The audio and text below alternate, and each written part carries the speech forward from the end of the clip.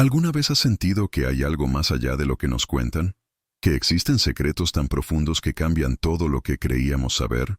Alaska, la última frontera, es un lugar donde lo inexplicable se vuelve cotidiano, donde el frío guarda historias que desafían toda lógica. Torres de radio que se apagan pero siguen transmitiendo, pueblos enteros que desaparecen sin dejar rastro, y hasta el campo magnético de la Tierra haciendo de las suyas. Si esto ya te hizo pensar por un segundo, deja un me gusta ahora, porque lo que voy a contarte hoy puede volar tu cabeza y revolucionar tu forma de ver el mundo. Prepárate para desenterrar verdades ocultas que el gobierno intentó silenciar. ¿Estás listo para esta aventura? Vamos a descubrirlo juntos. Alaska es la última frontera de América, una extensión helada tan inmensa que regiones enteras operan sin supervisión, donde el invierno se alarga por 8 meses y lo que sucede en el frío, ahí se queda. En 1969, torres de radio de la Guerra Fría se silenciaron, pero continuaron emitiendo señales inexplicables. Un pueblo completo se desvaneció de la noche a la mañana, y las autoridades sepultaron la documentación. El campo magnético de la Tierra se invierte por instantes, y los científicos ajustan los mapas en silencio, sin darnos explicaciones. Esto no son mitos. Son archivos desclasificados, memorandos gubernamentales y mediciones que esperaban nunca conectaríamos. Lo que encontraron en Alaska no debía salir de Alaska. Proyecto White Alice. Entre 1955 y 1958, la Fuerza Aérea de Estados Unidos levantó algo sin precedentes en la desolada naturaleza de Alaska. 71 estaciones de comunicación gigantescas emergieron del suelo congelado, cada una coronada con antenas del tamaño de vallas publicitarias, capaces de rebotar señales de radio en el propio cielo. Lo llamaron Proyecto White Alice. White por la nieve, y Alice por motivos que aún se discuten. El sistema empleaba tecnología de dispersión troposférica, lanzando microondas de alta frecuencia a la atmósfera superior, donde se dispersaban y viajaban más allá del horizonte, enlazando puestos de radar que vigilaban bombarderos soviéticos acercándose por el Ártico. Cada estación necesitaba 20 personas, generadores diésel que bombeaban 180 kilovatts de energía y magnetrones de varias toneladas que producían una salida electromagnética tan potente como para mantener comunicaciones a través de cientos de millas de terreno salvaje. Esta era la infraestructura de la Guerra Fría en su punto más ambicioso. Una red de retransmisión de microondas diseñada para mantener conectadas las defensas del norte de América, cuando un ataque enemigo podía llegar con solo 15 minutos de aviso. Las estaciones operaban en completo aislamiento. Cumbres de montañas, valles remotos, lugares donde los suministros llegaban en helicóptero o trineos tirados por perros, donde la oscuridad invernal duraba meses, y la única compañía era el zumbido de los generadores y el crepitar de la radio. Western Electric diseñó el sistema. RCA lo mantuvo. La Fuerza Aérea lo controlaba. Para mediados de los años 60, White Alice se había convertido en la columna vertebral de las comunicaciones de Alaska, manejando no solo el tráfico militar, sino también llamadas telefónicas civiles, conectando pueblos que nunca antes habían conocido un contacto fiable con el mundo exterior. El sistema funcionaba porque tenía que funcionar. Un fallo significaba oscuridad, silencio, aislamiento de la civilización en un paisaje que podía matarte en horas si no estabas preparado. Entonces, algo cambió. No gradualmente, no de forma predecible, algo que hizo que la Fuerza Aérea transfiriera el control a RCA en 1969, antes de lo previsto, algo que dejó rastros residuales décadas después de la última transmisión oficial. A finales de 1969, varias estaciones White Alice recibieron órdenes de cierre simultáneas. Entre ellas, la instalación cerca de Aniak, una pequeña comunidad a orillas del río Kuskokwim, en el interior occidental de Alaska. La orden llegó sin previo aviso, una desactivación temporal, según la documentación, para mantenimiento y evaluación del sistema. Pero los ingenieros que habían mantenido estas estaciones en funcionamiento conocían los programas de mantenimiento. Esto no estaba programado. Esto fue inmediato. Empaquen, apaguen, abandonen el sitio. Cuando los técnicos locales llegaron días después de la orden de cierre, encontraron algo raro en las instalaciones. Los generadores diésel estaban calientes. No funcionando, sino calientes, como si hubieran estado operativos recientemente a pesar de la orden de apagado. Las enormes antenas parabólicas, cada una de 60 pies de altura, seguían alineadas con sus objetivos de transmisión. El protocolo estándar exigía que las antenas se reposicionaran durante el cierre para evitar transmisiones de señales accidentales. Sin embargo, estos platos apuntaban exactamente a donde lo harían durante las operaciones activas. Lo más inquietante de todo, los libros de registro de la estación habían sido retirados de sus gabinetes bajo llave. Registros de mantenimiento, registros de transmisión, datos de rendimiento de equipos, toda la documentación que debería haber permanecido en el sitio para el siguiente equipo, había desaparecido. No mal etiquetada, no mal archivada. Desaparecida. Alguien se los había llevado antes de que llegara el equipo oficial de desactivación. El memorándum de la Fuerza Aérea, que apareció años después, durante las revisiones de desclasificación, contenía una única frase críptica: interferencia armónica más allá de los umbrales de operación seguros. Sin más detalles, sin especificaciones técnicas, sin explicación de qué armónicos, qué umbrales, o por qué varias estaciones experimentarían la misma interferencia simultáneamente. El memorándum simplemente reconocía que algo había excedido los parámetros de seguridad y requería atención inmediata. Pero esto es lo que inquietó a los ingenieros. Los sistemas de dispersión troposférica no generan armónicos en el sentido tradicional. La tecnología utiliza bandas de frecuencia específicas cuidadosamente controladas para evitar interferencias. La generación de armónicos típicamente indica un mal funcionamiento del equipo o una retroalimentación inesperada en la cadena de transmisión. Que varias estaciones experimentaran esto simultáneamente a través de cientos de millas sugería una falla coordinada del equipo o algo que afectaba el medio de propagación en sí. Los residentes de Aniak reportaron algo más. En los días entre la orden de cierre y la retirada del equipo, un zumbido mecánico de baja frecuencia persistió en el valle. No el familiar golpeteo de los generadores diésel. Algo diferente, de menor frecuencia, más perceptible por la sensación que por el oído. El tipo de sonido que hacía vibrar el pecho y doler los dientes. Algunos lo describieron como similar a la operación normal de la estación, pero de alguna manera incorrecto, como escuchar una canción familiar tocada en la clave equivocada. El zumbido continuó durante aproximadamente 3 días después del cierre oficial. Luego se detuvo tan abruptamente como había comenzado. Cuando los equipos de demolición llegaron meses después para desmantelar el sitio de Aniak, no reportaron hallazgos inusuales, desmantelamiento estándar, retirada de equipo estándar. Pero para entonces la estación había desaparecido de los inventarios de comunicaciones de la Fuerza Aérea, no listada como desactivada, no transferida a excedentes, simplemente ausente de los registros oficiales, como si la instalación de Aniak nunca hubiera existido en primer lugar. No se inició ninguna investigación formal.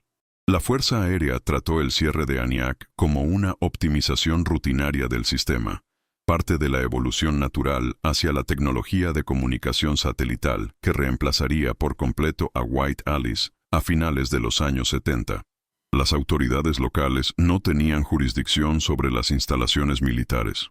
Los funcionarios estatales no tenían autoridad para cuestionar la infraestructura de defensa federal.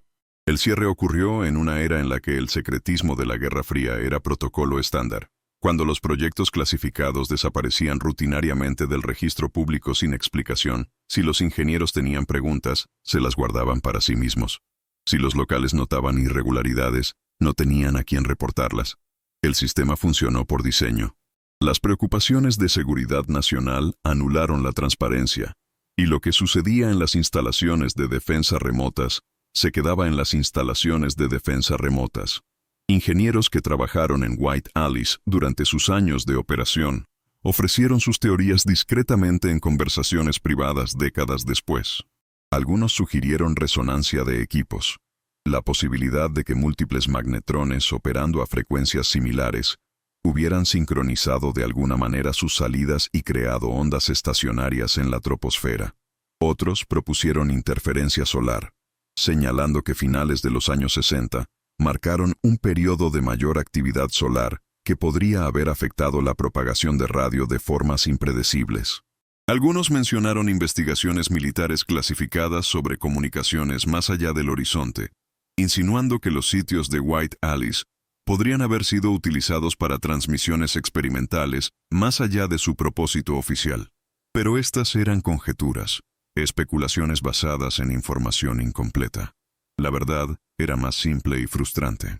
Sin los libros de registro, sin los datos técnicos, sin ninguna investigación oficial, nadie podía explicar definitivamente qué había sucedido en Aniak o por qué el cierre había sido tan abrupto y tan completo. El Departamento de Conservación Ambiental de Alaska finalmente se involucró con los sitios de White Alice, pero no por anomalías en las comunicaciones. Para finales de los años 70, el enfoque se había desplazado a la contaminación ambiental, PCB de equipos eléctricos, derrames de combustible de tanques de generadores, amianto de materiales de construcción. El sitio de Aniak se convirtió en un proyecto de limpieza de superfondo, con trabajadores excavando suelo contaminado y retirando materiales peligrosos. Entre 1979 y 1983, aproximadamente 80 toneladas de suelo contaminado con PCB abandonaron el sitio. En los años 90, se descubrieron tambores adicionales de desechos enterrados entre los alisos cerca del antiguo edificio. Pero nada de este trabajo ambiental abordó el sistema de comunicaciones en sí. Para cuando los equipos estaban excavando el suelo, la electrónica ya había desaparecido. Los registros de transmisión se habían perdido.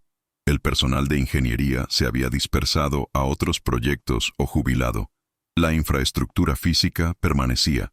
Cimientos de hormigón, soportes de equipos, los restos de lo que había estado allí. Pero el sistema, la red operativa viva que había conectado las defensas de Alaska, había sido borrada tan a fondo como los libros de registro de ese gabinete cerrado.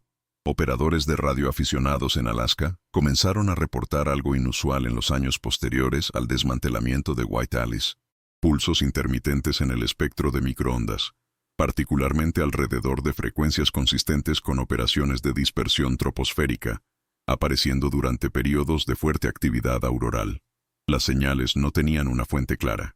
No eran consistentes con las comunicaciones satelitales. No coincidían con transmisiones militares o civiles conocidas. Simplemente aparecían, pulsaban durante minutos u horas y luego se desvanecían. Los operadores que notaron estas señales reconocieron sus características: tasas de pulso, patrones de modulación, selecciones de frecuencia, como inquietantemente similares al perfil operativo de White Alice. Pero White Alice había sido cerrada, las estaciones desmanteladas, el equipo vendido como chatarra o enterrado en almacenes de excedentes del gobierno. ¿De dónde venían estas señales? En 2003, la red de magnetómetros de NOAA registró picos de energía en ubicaciones correspondientes a varios sitios de antiguas estaciones White Alice. Las mediciones mostraron una actividad electromagnética breve pero intensa en sitios que ya no tenían fuentes de energía, ni generadores, ni equipos de transmisión, nada que pudiera generar el tipo de firmas electromagnéticas que detectaron los instrumentos. La explicación oficial de NOAA hacía referencia a la reflexión solar, corrientes inducidas por la aurora en estructuras metálicas restantes, creando fenómenos electromagnéticos localizados. Bastante plausible en el papel, excepto que los mismos patrones no aparecían en latitudes similares en otros lugares. Antiguas instalaciones de radar en Canadá que utilizaban infraestructura metálica comparable no mostraban tales lecturas. Las anomalías eran específicas de ciertos lugares de White Alice, particularmente aquellos en las regiones interiores de Alaska. Cuando se les presionó para un análisis más detallado, los funcionarios de NOAA reconocieron los datos, pero sugirieron problemas de calibración de instrumentos o anomalías de propagación atmosférica, posibles explicaciones, no conclusiones definitivas. El tipo de respuesta que reconoce algo inusual sin comprometerse a lo que ese algo podría ser. La Administración Federal de Aviación lidió con el legado de White Alice de una manera diferente. A principios de los años 2000, los operadores de pequeñas aeronaves en Alaska comenzaron a reportar anomalías de GPS en corredores específicos, regiones donde los sistemas de navegación mostraban imprecisiones temporales. Las lecturas de la brújula magnética se desviaban, o las comunicaciones por radio experimentaban interferencias inesperadas. Cuando la FAA investigó estos informes, encontraron que las áreas problemáticas se agrupaban alrededor de las ubicaciones de las antiguas estaciones White Alice. La respuesta fue pragmática.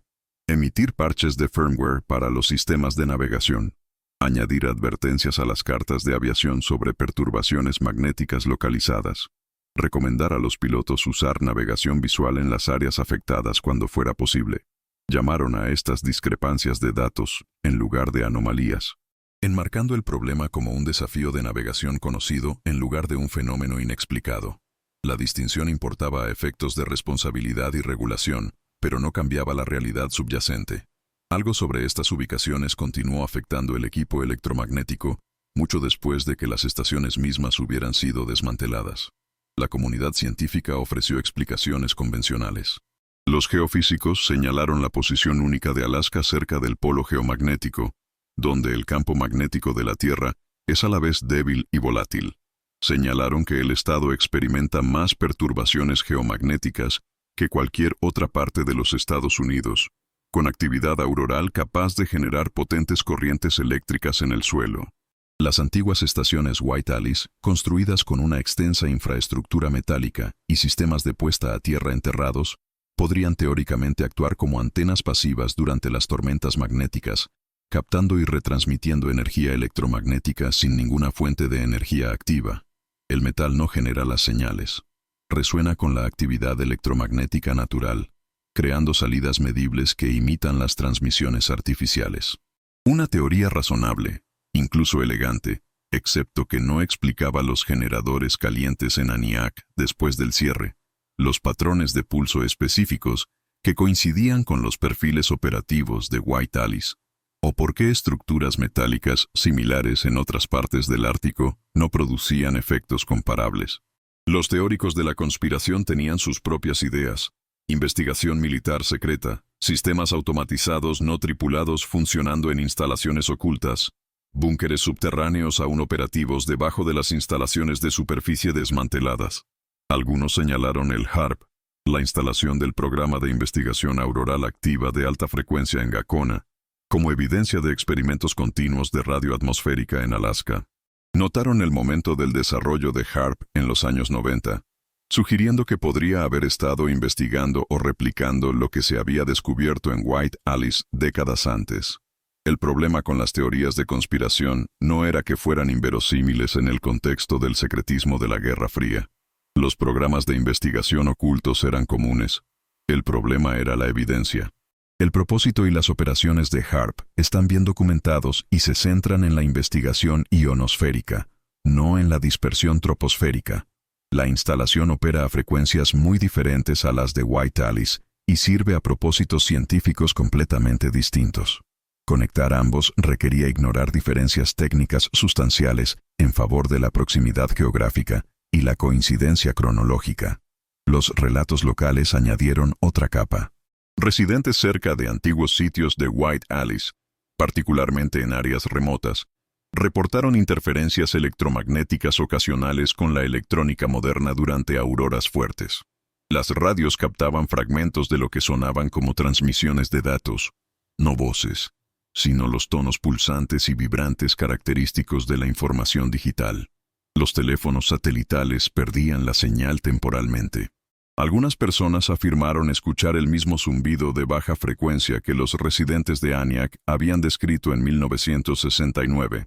Aunque si esto era memoria, sugestión o percepción genuina, seguía siendo incierto. Estos informes eran anecdóticos, imposibles de verificar y fácilmente descartados como producto del aislamiento y la bien establecida tradición de narración de historias en áreas remotas de Alaska. Pero persistieron. Año tras año, diferentes personas en diferentes lugares describiendo experiencias similares cerca de los mismos tipos de sitios. No es prueba, no es evidencia en ningún sentido científico, pero son patrones, repeticiones, el tipo de consistencia que sugiere algo real subyacente a las historias, incluso si la naturaleza exacta de ese algo sigue sin definirse. White Alice murió oficialmente en los años 80. El último enlace operativo de dispersión troposférica se cerró en enero de 1985, cuando la conexión de Middleton Island finalmente se dio a la tecnología satelital. Las antenas que quedan, como el famoso sitio de Gnome en la cima de Anvil Mountain en Nome, se erigen como monumentos históricos, centinelas oxidados de las telecomunicaciones de la Guerra Fría. No transmiten, no reciben. Sus estructuras de acero vacías, despojadas de electrónica, cercadas por seguridad debido a los peligros ambientales restantes. El sistema White Alice existe ahora principalmente en la documentación histórica, en los recuerdos de los ingenieros que lo mantuvieron, en los informes de limpieza de contaminación que rastrean su legado ambiental. Está terminado, acabado. Un callejón sin salida tecnológico superado por satélites y comunicaciones digitales modernas, excepto por las señales que no deberían existir, las lecturas del magnetómetro en sitios apagados, las anomalías de GPS en corredores específicos, los operadores de radioaficionados que aún ocasionalmente, durante fuertes exhibiciones aurorales, captan patrones de pulso que reconocen pero no pueden explicar, las advertencias de la FAA sobre perturbaciones magnéticas que se agrupan alrededor de instalaciones desmanteladas hace décadas. Estas no son historias de fantasmas, son mediciones, puntos de datos, irregularidades documentadas que continúan apareciendo en los registros oficiales, requiriendo soluciones alternativas, parches y avisos. El gobierno las reconoce, evitando cuidadosamente cualquier explicación que pueda sugerir que la red White Alice dejó más que suelo contaminado y metal oxidado. Lo que operó en la naturaleza de Alaska durante 2 décadas creó una infraestructura que entendemos. Lo que esa infraestructura pudo haberse convertido, lo que aún podría estar haciendo de maneras que no hemos detectado o no queremos reconocer, eso sigue siendo el secreto de Alaska. El incidente de Aniak representa el ejemplo más claro de este misterio. Una estación que recibió órdenes de cerrar, pero que mostró signos de actividad reciente después del cierre. Libros de registro que desaparecieron antes del desmantelamiento oficial. Un zumbido que persistió sin energía. Una instalación que se desvaneció de los inventarios como si nunca hubiera existido. Luego, décadas de lecturas electromagnéticas inusuales en la misma región. Lecturas que desafían la explicación convencional, pero que siguen siendo lo suficientemente plausibles como para ser explicadas como fenómenos naturales o errores de instrumentos. Es un misterio perfecto de la Guerra Fría. Algo que sucedió. Algo que dejó rastros. Algo que nadie investigará oficialmente porque la respuesta podría requerir admitir que no entendemos completamente lo que construimos en la naturaleza helada de Alaska, o lo que pudo haber hecho cuando nadie estaba mirando. La tecnología de la Guerra Fría dejando señales fantasma en la atmósfera es una cosa. Pero, ¿qué sucede cuando una comunidad entera, personas vivas, y respirando con hogares y familias y rutinas diarias, simplemente se borra de la existencia de la noche a la mañana y el gobierno finge que nunca sucedió? Eso no es un fallo de infraestructura. Eso es algo completamente distinto. El pueblo desaparecido de Portlock. En el extremo sur de la península de Kenai, en Alaska, donde las montañas se encuentran con el Pacífico, y los bosques crecen tan densos que la luz del sol lucha por llegar al suelo, una vez existió un pueblo llamado Portlock, fundado a principios del siglo XX como una operación de enlatado de salmón. Se convirtió en una próspera comunidad de pescadores rusos aleutas, leñadores y trabajadores de la fábrica. Para 1921 era lo suficientemente significativo como para justificar su propia oficina de correos de los Estados Unidos, un reconocimiento oficial de que este asentamiento remoto se había convertido en un elemento permanente en la costa de Alaska. El pueblo se asentaba en Port Chatham Bay, accesible solo por barco o hidroavión, rodeado de una naturaleza salvaje que se extendía por cientos de millas en todas direcciones. Estaba aislado, pero no abandonado. Era remoto, pero no olvidado. Durante décadas, Portlock operó como docenas de otras comunidades costeras de Alaska. Trabajo duro, inviernos rigurosos, y el ritmo constante de las temporadas de pesca que definían la vida en la frontera. Luego, entre 1940 y 1950, algo cambió. No gradualmente, no a través del lento declive económico que afectó a muchos asentamientos remotos. El cambio fue total e irreversible. Las familias empacaron lo que pudieron llevar y se fueron. Los negocios cerraron sus puertas a mitad de operación. La oficina de correos, ese símbolo de permanencia gubernamental, recibió su última entrega de correo en 1950 y nunca más abrió. Para 1951, Portlock estaba vacío. Ni un solo residente quedó. Las casas estaban desocupadas con pertenencias aún dentro. El equipo se oxidaba en la fábrica. La escuela permanecía en silencio. Un pueblo entero en funcionamiento se había borrado a sí mismo, y todos los que vivían allí se trasladaron a pueblos cercanos, principalmente Nangualic y Port Graham, a solo unas pocas millas por la costa. No se dispersaron por Alaska, buscando mejores oportunidades. Se quedaron cerca, a la vista de su antiguo hogar, pero nunca regresaron. La explicación oficial apareció décadas después en registros históricos y documentos gubernamentales. La Ruta 1 de Alaska, la nueva carretera estatal construida en la década de 1940, corría por el lado opuesto de la península de Kenai desde Portlock. Los pueblos accesibles por carretera prosperaron. Los pueblos que requerían acceso en barco se volvieron económicamente inviables. Portlock cayó en el lado equivocado de esa ecuación. La lógica era sólida, la explicación razonable y el patrón consistente con otros pueblos fantasmas de Alaska de la misma época. Obsolescencia económica, cambios en la infraestructura de transporte, nada misterioso, nada inexplicado, solo la brutal matemática de la economía fronteriza que hacía que una comunidad ya no valiera la pena mantener, excepto que la gente que realmente vivía en Portlock contaba una historia muy diferente, y luego, décadas después, algunos de ellos afirmaron haber mentido sobre lo que realmente sucedió.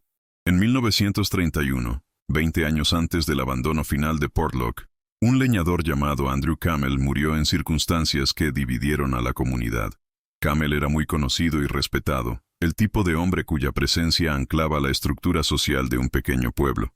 Su muerte llegó de repente, violentamente y sin explicación clara. Melania Cayle, quien nació en Portlock en 1934, más tarde dijo a los reporteros que Camel era su padrino, y que su muerte afectó profundamente la decisión de su familia de irse eventualmente. Describió su asesinato como el comienzo de un patrón que aterrorizaría a Portlock durante años. Pero los registros oficiales de la época son curiosamente escasos. No hay informes de investigación detallados. No hay documentación del gobierno territorial de Juego Sucio. No hay cobertura periodística, a pesar de que la prensa territorial de Alaska estaba ansiosa por historias de comunidades remotas. Solo relatos orales transmitidos a través de las familias que describen una muerte que supuestamente sacudió a todo el pueblo. En 1905, décadas antes de la muerte de Camel, la gerencia de la fábrica documentó algo inusual en sus registros operativos. Todos los trabajadores nativos de Alaska, la columna vertebral de la fuerza laboral de la fábrica, evacuaron el sitio simultáneamente, citando algo en el bosque. La anotación era breve, clínica y frustrantemente vaga. Lo que sea que algo significara, fue lo suficientemente significativo como para cerrar las operaciones durante toda una temporada. Los trabajadores regresaron al año siguiente, pero el incidente permaneció en los registros como una astilla, pequeña, fácil de ignorar, pero persistente, que podría asustar a toda una fuerza laboral de personas que habían vivido en estos bosques durante generaciones, personas que conocían cada sonido, cada animal, cada peligro natural. El supervisor de la fábrica no dio más detalles y no se llevó a cabo ninguna investigación. El incidente simplemente se convirtió en una nota a pie de página en los registros de la empresa, anotado y nunca explicado. Luego llegaron los años 40, durante la Segunda Guerra Mundial, cuando Portlock alcanzó su población máxima y su período más oscuro. Comenzaron a circular historias sobre cazadores que se adentraban en las montañas y nunca regresaban, sobre cuerpos que aparecían en la laguna, mutilados de maneras que los lugareños insistían que no eran consistentes con ataques de osos o accidentes por ahogamiento, sobre familias que cerraban sus puertas con llave por la noche por primera vez en sus vidas, de repente asustadas de algo que no podían nombrar. Estas historias eran orales, pasadas entre los residentes, compartidas en susurros en lugar de documentadas en informes oficiales. No hubo investigación policial territorial. No hubo investigación federal a pesar de las preocupaciones de seguridad en tiempos de guerra. No hubo cobertura periodística a pesar de las múltiples muertes alegadas. O las historias eran exageraciones, el miedo alimentándose del aislamiento y la ansiedad de la guerra, o algo estaba sucediendo que las autoridades optaron por no documentar. Cuando los forasteros comenzaron a preguntar sobre Portlock en los años 2000, los residentes sobrevivientes y sus descendientes Ofrecieron una explicación que se extendió rápidamente a través de documentales, podcasts y sitios web paranormales. Hablaron del Nantinak, una criatura de la tradición de Nina cuyo nombre se traducía como los que roban personas. Una entidad masiva, peluda, mitad hombre, mitad bestia, que acechó los bosques alrededor de Portlock durante décadas, matando a los residentes y llevando a la comunidad a una huida aterrorizada. Las historias eran vívidas, detalladas y consistentes entre múltiples testigos. Explicaban todo: el abandono, el miedo, la razón por la que nadie regresó. La narrativa del monstruo satisfizo la necesidad humana de explicación.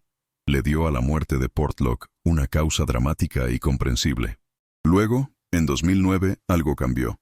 Sally Ash, residente de Nanook y prima de uno de los principales testigos, hizo una sorprendente admisión al Anchorage Press.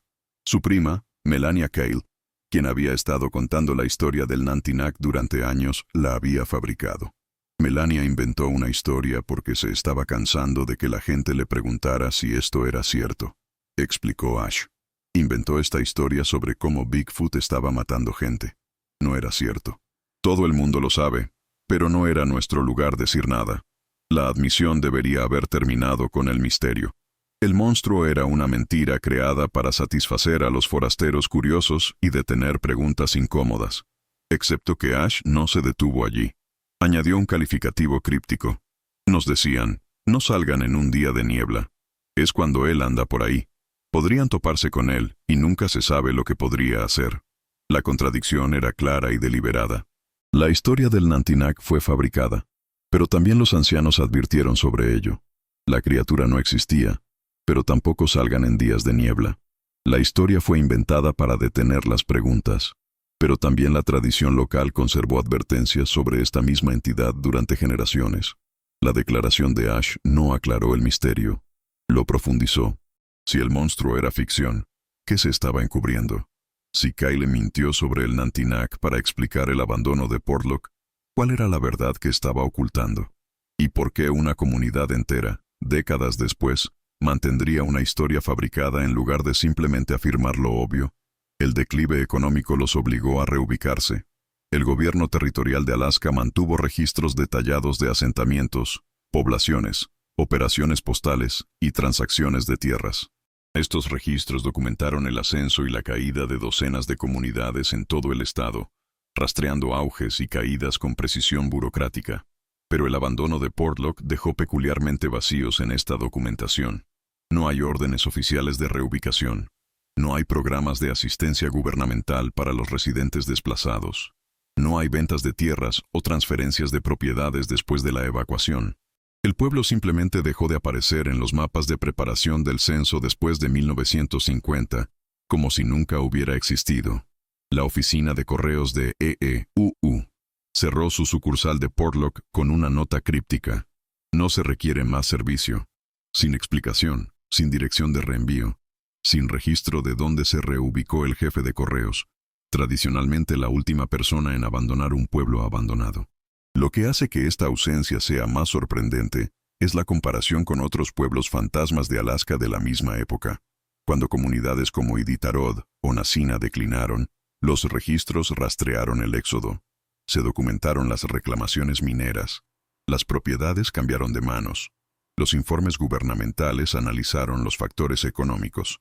Pero Portlock, los registros muestran una oficina de correos en funcionamiento en 1949 y nada en 1951. Sin periodo de transición, sin documentación de los cientos de personas que se fueron, aparecen en un censo y desaparecen del siguiente sin explicación oficial, más allá de la hipótesis retrospectiva de la carretera que surgió en los análisis históricos décadas después. Para un gobierno que documentaba meticulosamente cada aspecto del asentamiento de Alaska, este silencio es notorio. La tierra misma cuenta otra parte de la historia. La ubicación de Portlock nunca ha sido reasentada con éxito. En los años 80, los desarrolladores intentaron establecer un albergue de caza en la zona. Fallos en el equipo y problemas logísticos los obligaron a abandonar el proyecto. En los años 2000, un campamento de ecoturismo intentó operar desde el antiguo emplazamiento del pueblo. En cuestión de meses, se retiraron, citando dificultades que no quisieron detallar públicamente. guías locales y pescadores evitan la zona. Cuando se les presiona, hacen referencia a un infrasonido persistente, un ruido de baja frecuencia que causa malestar y desorientación. Pero no se han realizado estudios científicos para medir o explicar este fenómeno. La tierra ahora es de propiedad privada, administrada por la aldea nativa de Nanosh, cuyos residentes mantienen el control, pero no regresan a vivir allí. 3/4 de siglo después del abandono, Portlock permanece vacío, no por factores económicos, sino porque nadie se queda. La explicación de la carretera tiene sentido en el papel. La Ruta 1 de Alaska cambió fundamentalmente la economía del estado, dejando obsoletas las comunidades con acceso por barco, pero no explica por qué los residentes no se fueron gradualmente durante años o décadas, lo cual era el patrón normal. No explica por qué se mudaron a Nanosh y Port Graham, pueblos cercanos, en lugar de a pueblos accesibles por carretera con mejores oportunidades económicas. No explica por qué las familias dejaron posesiones y equipos como si huyeran en lugar de reubicarse, y ciertamente no explica por qué nadie regresó, ni siquiera temporalmente, para salvar propiedades valiosas o reclamar tierras. Algunos investigadores propusieron que un asesino en serie podría haber operado en la zona durante los años 40, utilizando el aislamiento y la limitada presencia policial para depredar a la comunidad. Esto explicaría las muertes, el miedo y la eventual huida. Pero no explica la falta de investigación. Incluso en la remota Alaska durante la guerra, múltiples asesinatos habrían provocado una respuesta policial territorial. No explica la evacuación de la fábrica en 1905, que precedió al supuesto asesino por décadas. Y no explica por qué los sobrevivientes fabricarían una historia de monstruos en lugar de denunciar crímenes reales. Si un asesino en serie los ahuyentó, ¿por qué no decirlo? ¿Por qué crear una alternativa sobrenatural? Otros sugirieron factores ambientales. Las liberaciones de dióxido de carbono de materia orgánica en descomposición atrapada bajo el permafrost pueden crear condiciones atmosféricas letales repentinas. Este fenómeno, conocido como erupción límnica en casos extremos, ha matado a comunidades enteras en regiones volcánicas. La geología de Alaska incluye áreas donde tales liberaciones son teóricamente posibles, pero los estudios geológicos de los años 70 del área de Portlock no encontraron evidencia de emisión de gases o actividad sísmica inusual. El suelo era estable. El aire era normal. Ninguna explicación científica apoyaba la teoría del desastre ambiental. La geología no podía explicar décadas de miedo lento que culminaron en una evacuación repentina. Lo que hace que Portlock sea verdaderamente misterioso no es un evento único, sino el patrón. Una comunidad experimenta incidentes inexplicables durante décadas. Ocurren muertes en circunstancias que no se investigan oficialmente. El miedo se acumula gradualmente hasta que llega a un punto de ruptura. Una población entera evacúa simultáneamente en lugar de gradualmente. Los registros oficiales no documentan el porqué. Décadas después, los sobrevivientes ofrecen una explicación sobrenatural. Luego admiten que la explicación sobrenatural fue fabricada, pero no ofrecen una verdad alternativa. Solo reconocen la mentira y cambian de tema. Este no es el patrón de declive económico. Es el patrón de algo que se suprime activamente. Los intentos de investigar Portlock enfrentan obstáculos constantes. La tierra es de propiedad privada y el acceso está restringido. Los residentes locales desalientan las preguntas, ya sea afirmando que las historias son tonterías o advirtiendo que la zona es legítimamente peligrosa. Ninguna universidad ha realizado una encuesta arqueológica o histórica exhaustiva del sitio. Los pocos investigadores que han pasado tiempo allí reportan dificultades técnicas, fallos de equipos, problemas de comunicación, condiciones atmosféricas inusuales que dificultan la investigación sostenida. Estas no son barreras insuperables, pero son suficientes para asegurar que Portlock permanezca poco estudiado en comparación con otros pueblos fantasmas de Alaska, con historias menos misteriosas. La serie Discovery Plus, Alaskan Killer Bigfoot, se filmó en Portlock en 2021, llevando la historia de nuevo a la conciencia pública. El formato del programa era de entretenimiento más que de investigación. Recreaciones dramáticas, cámaras de visión nocturna y especulación en lugar de investigación. Pero el rodaje en sí fue, según se informa, difícil. Fallos en el equipo, sonidos inexplicables, miembros del equipo solicitando salidas anticipadas, el mismo patrón que han reportado desarrolladores de albergues de caza, operadores de ecoturismo e investigadores durante décadas. Si esto representa algo genuinamente anómalo, o simplemente el poder de la sugestión que afecta a las personas que llegan esperando encontrar algo mal, no está claro, pero la consistencia es notable. Portlock hoy es ruinas y vida salvaje. La fábrica se ha derrumbado en óxido. Las casas han sido reclamadas por el bosque. La escuela ha desaparecido. La naturaleza ha borrado la mayoría de las evidencias de habitación humana, dejando solo fragmentos. Un cimiento aquí, metal retorcido allí, el artefacto ocasional emergiendo de décadas de musgo y maleza. Es pacífico de la manera en que los lugares abandonados son pacíficos. Silencioso excepto por el viento y el océano, y los sonidos de los animales moviéndose a través de la densa vegetación. Nada en el sitio físico sugiere por qué la gente huyó o por qué nunca regresaron. Es solo otra ubicación remota de Alaska, hermosa, dura y vacía. Pero las personas que recuerdan Portlock, ya sea por experiencia personal o por historias familiares, mantienen una curiosa consistencia. No quieren hablar de ello. No porque los recuerdos sean dolorosos, aunque lo son. No porque las historias sean vergonzosas, aunque podrían serlo. No quieren hablar de ello porque no hay una buena explicación. El monstruo era una mentira, pero el miedo era real. La razón oficial era económica, pero la evacuación parecía una huida.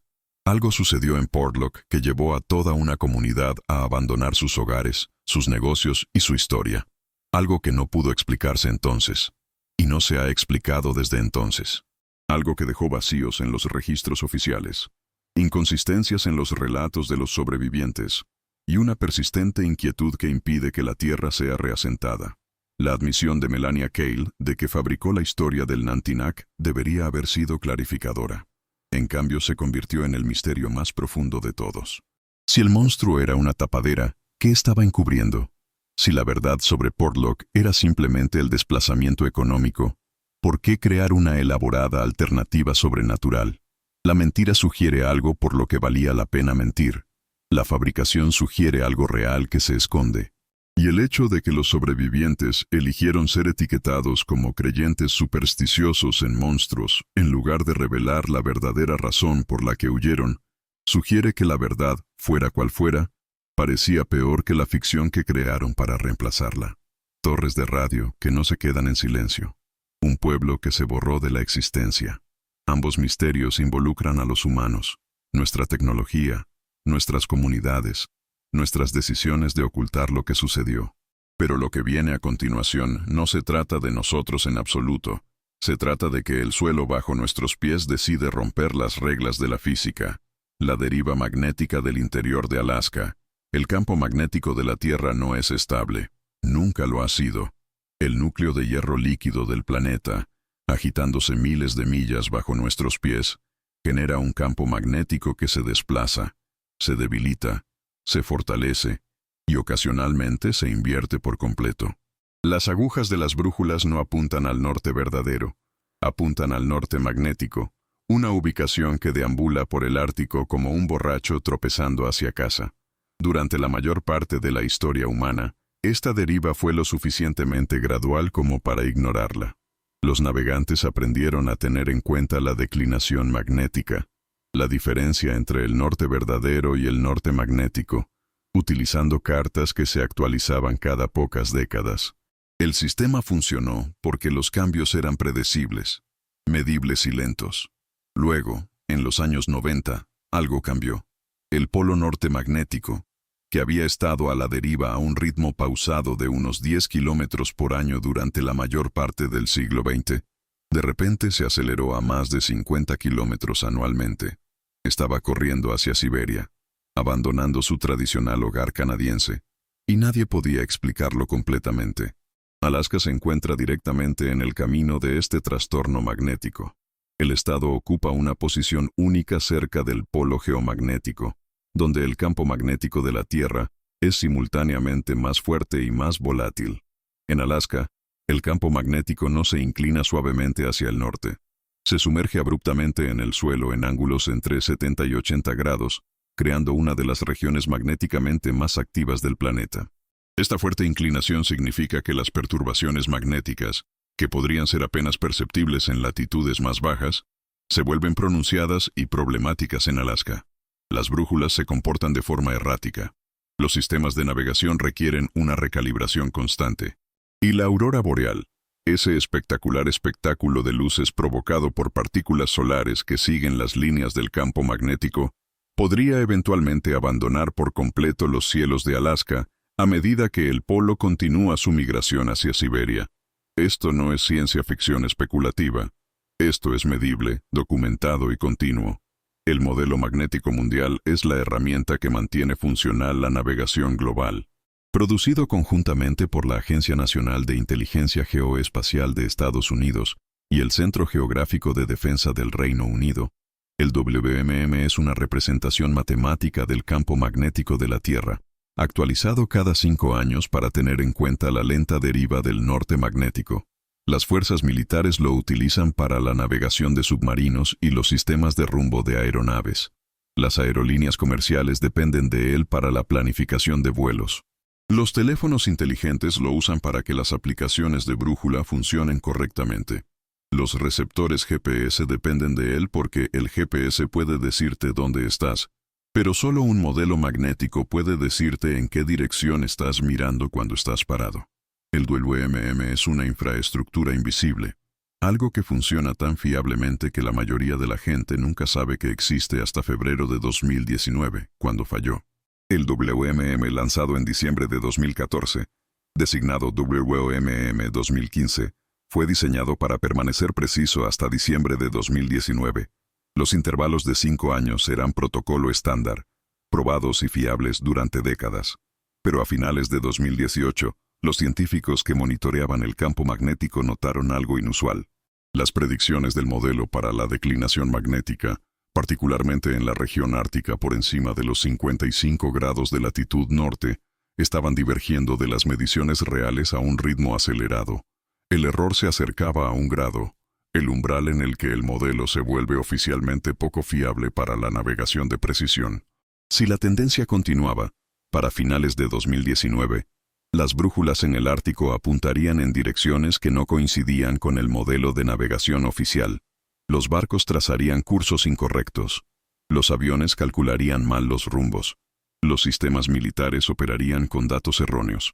En febrero de 2019, las agencias de EEU y el Reino Unido lanzaron el WMM 2015 B2, una actualización de emergencia fuera de ciclo, solo la segunda publicación no programada en la historia del modelo. La explicación oficial fue sencilla. Flujos impredecibles en el núcleo exterior líquido de la Tierra habían provocado que el campo magnético cambiara más rápido de lo previsto. El modelo necesitaba ser corregido para garantizar una navegación segura para las operaciones militares, las aerolíneas comerciales y las actividades de búsqueda y rescate que operan cerca del Polo Norte.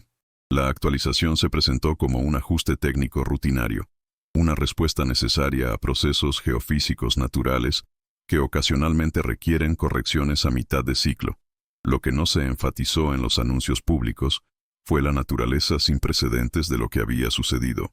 El campo magnético había cambiado tan rápida e impredeciblemente que el modelo magnético más sofisticado del mundo, construido sobre décadas de datos satelitales y mediciones globales, se había vuelto obsoleto.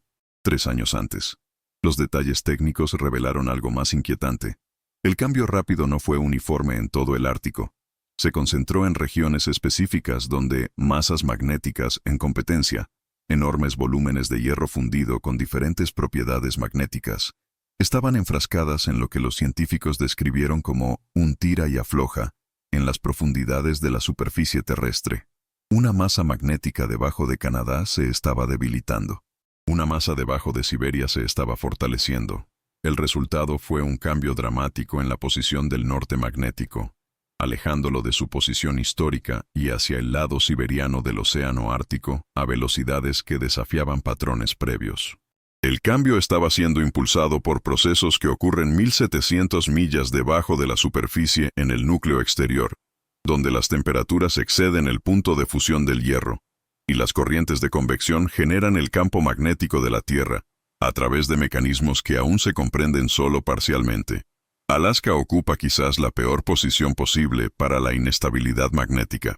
El estado se encuentra cerca del borde de la zona de apagón, una región alrededor de los polos magnéticos donde el campo magnético de la Tierra se vuelve tan vertical que las brújulas dejan de funcionar de manera fiable. En estas áreas, definidas como ubicaciones donde el componente horizontal del campo magnético cae por debajo de 2000 nanoteslas, la navegación magnética tradicional se considera oficialmente poco fiable. Alaska no está completamente en la zona de apagón, pero está lo suficientemente cerca como para que los cambios rápidos en el campo magnético tengan efectos desproporcionados. Un cambio que podría causar un error de medio grado en la declinación magnética en latitudes más bajas podría causar varios grados de error en Alaska, donde el ángulo pronunciado del campo magnético amplifica las perturbaciones. Las implicaciones prácticas se extienden más allá de la navegación. La infraestructura de Alaska incluye redes de sismómetros diseñados para monitorear terremotos y actividad volcánica. Estos instrumentos son extraordinariamente sensibles, capaces de detectar movimientos del suelo medidos en micrómetros, pero también son sensibles a las variaciones del campo magnético. Durante las tormentas geomagnéticas, periodos en que la actividad solar altera el campo magnético de la Tierra, los sismómetros en Alaska registran señales que no son terremotos en absoluto. Están detectando el propio campo magnético, o más precisamente, la interacción entre los campos magnéticos cambiantes y los componentes metálicos de los instrumentos. Los investigadores descubrieron que los sismómetros sin blindaje en todo Alaska actuaban esencialmente como magnetómetros durante los periodos de perturbación magnética, registrando eventos meteorológicos espaciales en lugar de movimientos del suelo. El fenómeno es más fuerte en Alaska que en cualquier otro lugar de Estados Unidos debido a la proximidad del estado al polo magnético y la intensidad de la actividad auroral. Los científicos que estudian este problema encontraron que mejorar las mediciones sísmicas en Alaska requería blindar los instrumentos de la interferencia magnética o instalar magnetómetros separados para corregir la contaminación magnética de los datos sísmicos. La solución reveló una verdad incómoda. El entorno magnético de Alaska es tan volátil que interfiere con los instrumentos científicos diseñados para medir fenómenos completamente diferentes. Si las perturbaciones magnéticas pueden corromper los sistemas de detección de terremotos, ¿qué más podrían estar afectando? Equipos de comunicación, electrónica de aviación, los receptores GPS de los que dependen los habitantes de Alaska para la navegación, en un estado donde muchas comunidades carecen de acceso por carretera. Se supone que el campo magnético es ruido de fondo, una constante que varía lo suficientemente lento como para ser gestionado con actualizaciones periódicas. En Alaska, es una variable activa que requiere monitoreo y corrección constantes. Lo que hace que la situación magnética de Alaska sea verdaderamente misteriosa no es solo la rápida deriva del norte magnético, es el patrón de esa deriva. Durante la mayor parte de la historia registrada, el polo norte magnético osciló entre el norte de Canadá y Siberia de una manera relativamente predecible. Estudios paleomagnéticos, que examinan la orientación magnética de rocas y sedimentos antiguos, muestran que este patrón de ida y vuelta ha persistido durante miles de años. Pero el movimiento actual es diferente. No está oscilando, no está cambiando gradualmente. Se está acelerando en una dirección con una consistencia que sugiere que algo fundamental ha cambiado en la dinámica del núcleo exterior de la Tierra.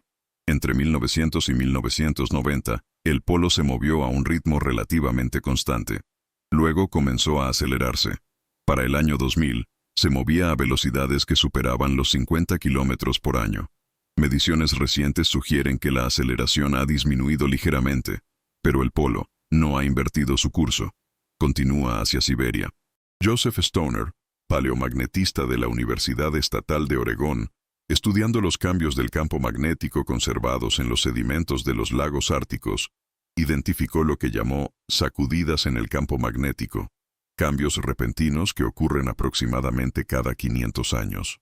Estos eventos representan periodos en los que el campo magnético experimenta una rápida reorganización, posiblemente impulsada por cambios en los patrones de convección del núcleo exterior.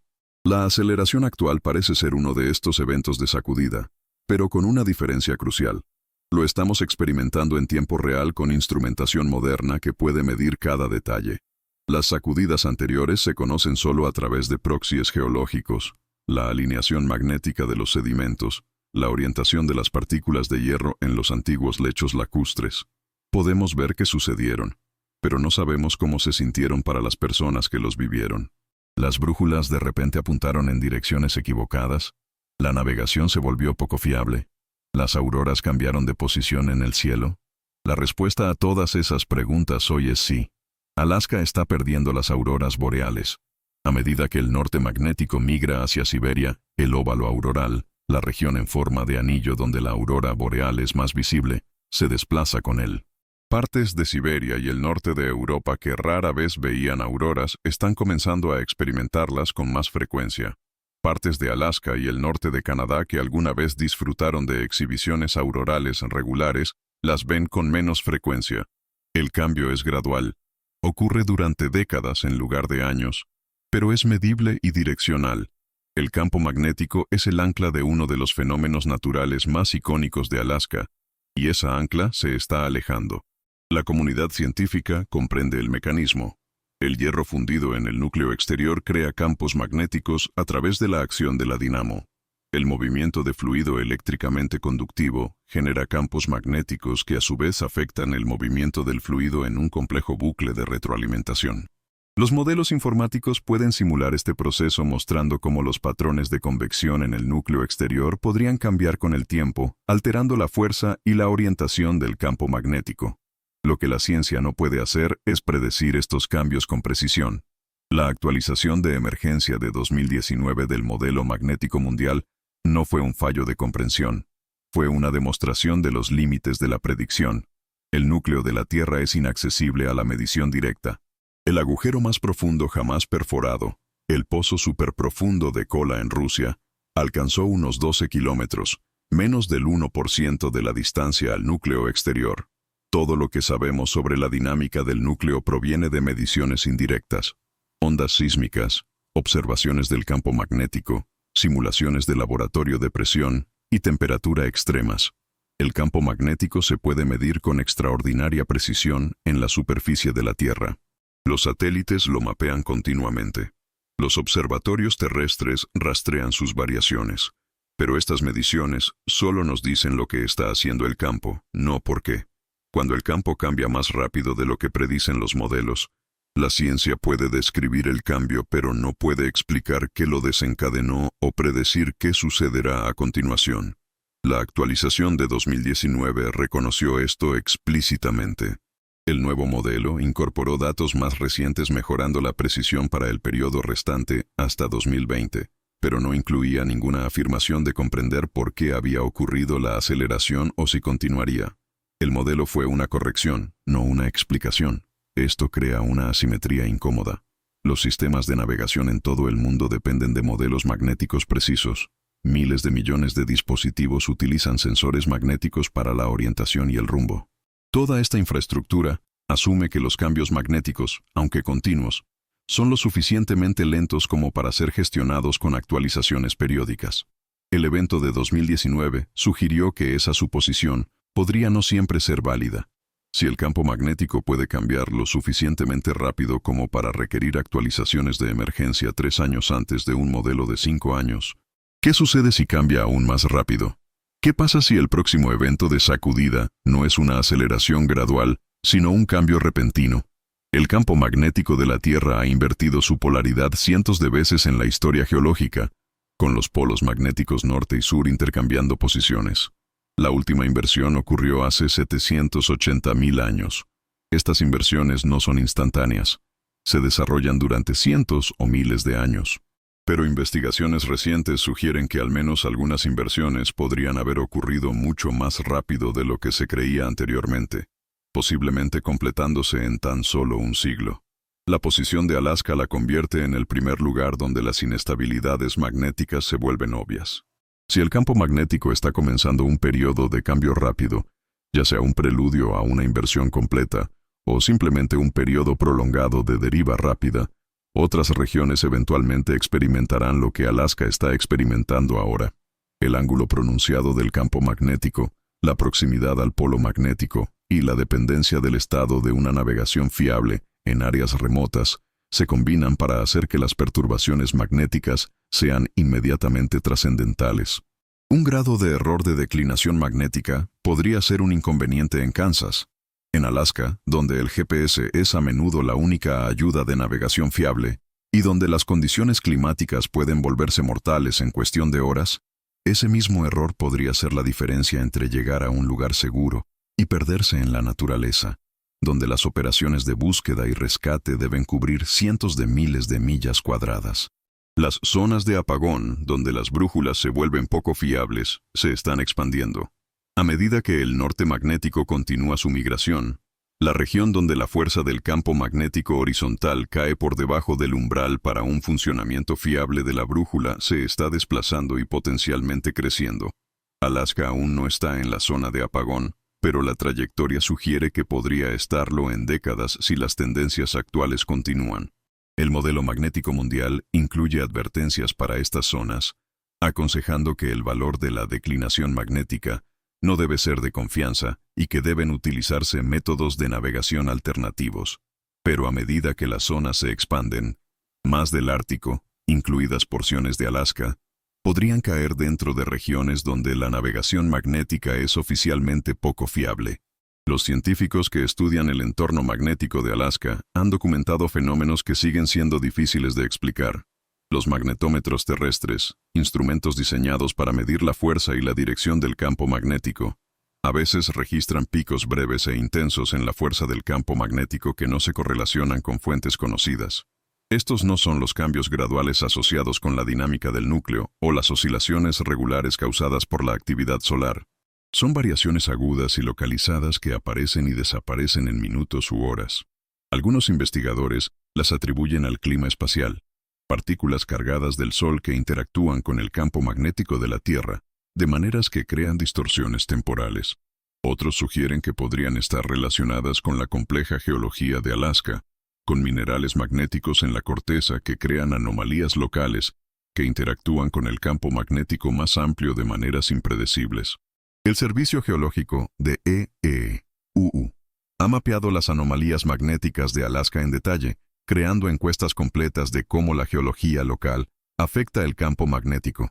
Estos mapas muestran que la corteza de Alaska contiene una variación magnética significativa, con algunas regiones que muestran fuertes firmas magnéticas de rocas ricas en hierro y otras que muestran orientaciones magnéticas débiles o incluso invertidas. Pero estas son características estáticas. La geología no cambia en escalas de tiempo humanas. Lo que está cambiando es el campo de fondo contra el cual existen estas características geológicas. A medida que el campo magnético principal se desplaza y se debilita, las anomalías locales pueden volverse más o menos pronunciadas. Una anomalía magnética que era apenas perceptible cuando el campo principal era fuerte, podría volverse significativa a medida que el campo se debilita. Por el contrario, las anomalías que antes eran fuertes podrían desvanecerse a medida que cambia la geometría del campo principal. Esto crea un objetivo en movimiento para cualquiera que intente comprender el entorno magnético de Alaska. Los mapas son precisos para el momento en que se crearon, pero a medida que el campo magnético evoluciona, la importancia relativa de las diferentes características cambia. Los sistemas de navegación que compensan las anomalías magnéticas conocidas podrían encontrar que esas compensaciones se vuelven insuficientes a medida que el campo subyacente se desplaza. El modelo magnético mundial aborda los cambios a gran escala, pero no puede explicar cómo interactúan las características magnéticas locales con el campo de fondo cambiante. Ese nivel de detalle requeriría estudios magnéticos continuos de alta resolución en todo el estado, una imposibilidad práctica dado el tamaño de Alaska y el costo de tales operaciones. Lo que está sucediendo en Alaska es un adelanto de lo que podría suceder en otros lugares. Si el campo magnético está entrando en un periodo de inestabilidad, ya sea un preludio a una inversión completa o simplemente un periodo prolongado de deriva rápida, otras regiones eventualmente experimentarán lo que Alaska está experimentando ahora. La diferencia es que Alaska lo está experimentando primero y con mayor intensidad debido a su posición geográfica. El Estado se ha convertido en un laboratorio involuntario para comprender cómo la infraestructura humana y los fenómenos naturales responden a un cambio magnético rápido. Los sistemas de navegación están siendo probados en sus límites operativos. Los instrumentos científicos están revelando interacciones entre campos magnéticos y tecnología que no se anticiparon cuando se diseñó el equipo. Y el propio suelo bajo Alaska, o más precisamente, el campo magnético que emana de 1700 millas debajo de ese suelo, está demostrando que la dinámica interna de la Tierra puede cambiar más rápido de lo que predicen nuestros modelos. El misterio no es si el campo magnético está cambiando. Eso es un hecho establecido medido continuamente por satélites y observatorios terrestres en todo el mundo. El misterio es lo que significan estos cambios para Alaska específicamente y lo que revelan sobre los procesos que ocurren en una parte del planeta que los humanos nunca observarán directamente. El núcleo exterior es inaccesible. Los patrones de convección que impulsan los cambios del campo magnético operan en escalas de tiempo que van desde años hasta milenios. Y los bucles de retroalimentación entre la dinámica del núcleo y el campo magnético observable son lo suficientemente complejos como para que predecir el comportamiento futuro siga siendo más un arte que una ciencia. Alaska se encuentra en la intersección de todas estas incertidumbres.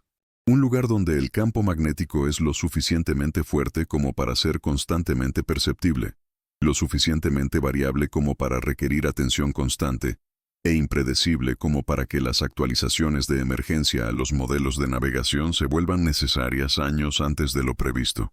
El suelo bajo Alaska no es solo tierra.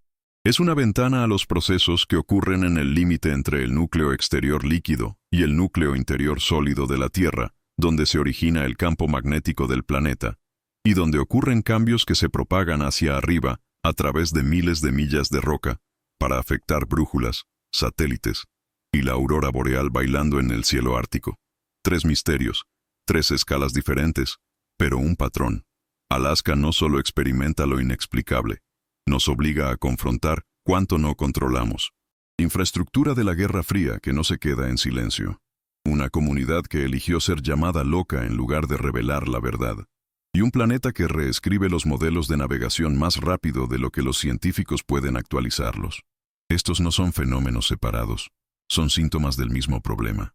Construimos sistemas, asentamos tierras y creamos modelos, asumiendo que entendíamos las reglas. Alaska sigue demostrando que no. Las torres de radio, el pueblo abandonado, el polo magnético a la deriva, comparten un hilo conductor. Cada uno representa un momento en que la certeza humana chocó con algo más grande. Tecnología que se comporta de maneras que no debería. Personas que huyeron por razones que no explicarán completamente, y un campo magnético que obedece a la física pero desafía la predicción. Lo que llamamos el Triángulo de Alaska podría no ser un lugar.